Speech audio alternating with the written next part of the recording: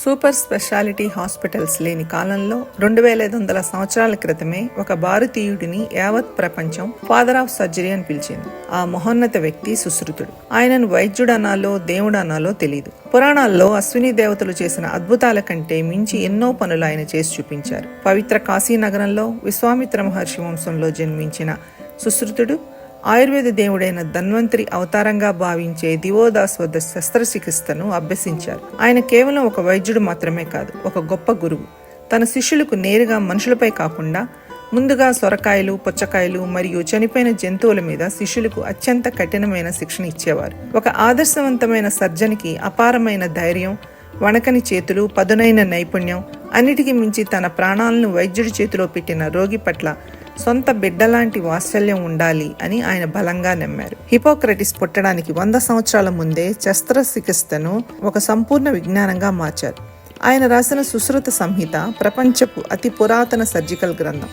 1120 వ్యాధులు, 700 ఔషధ మొక్కలు, వెంట్రుకను సైతం చీల్చగలిగే 121 సర్జికల్ టూల్స్ ను తయారు చేశారు. ఆపరేషన్ ముందు పరికరాలను మంటల్లో కాల్చి శుద్ధి చేసేవారు. మూలికల పొగతో గదిని స్టెరిలైజ్ చేసేవారు.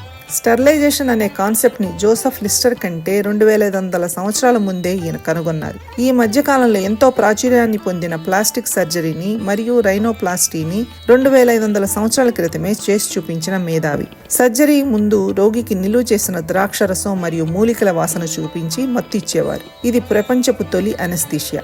ఆపరేషన్ తర్వాత తేనె, నెయ్యి లేపనాలు, తల ఎత్తుగా పెట్టుకుని పడుకోమని సూచన.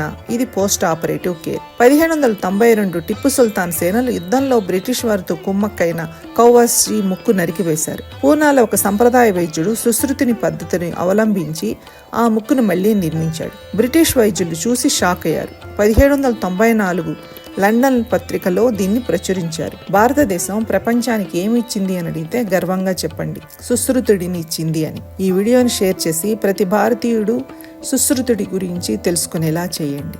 జై హింద్.